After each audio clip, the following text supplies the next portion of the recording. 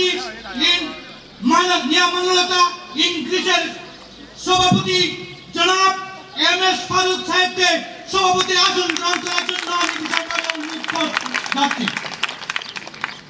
সম্মানিত অতিথিবৃন্দ, আপনারা জানেন আমাদের বাংলাদেশ সরকারের প্রেরিত গ্রিস দূতাবাসের মাননীয় রাষ্ট্রদূত সাহেব আমাদেরকে আমাদের সুখ দুঃখের কথা জানানোর জন্য রাষ্ট্রদূত সাহেব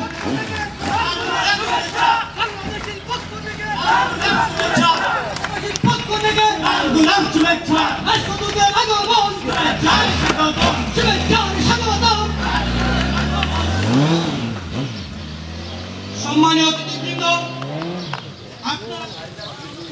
বাংলাদেশ দূতাবাস কর্তৃক আয়োজিত আজকের এই আলোচনা সভায় আপনারা যারা